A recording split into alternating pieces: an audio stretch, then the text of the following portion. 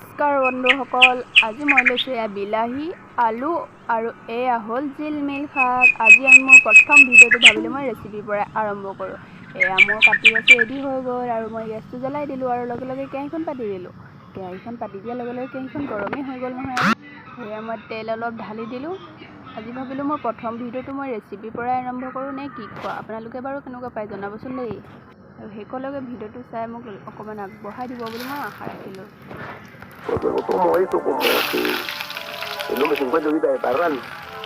Me imagino que esa carne está buena, porque nadie ha regresado.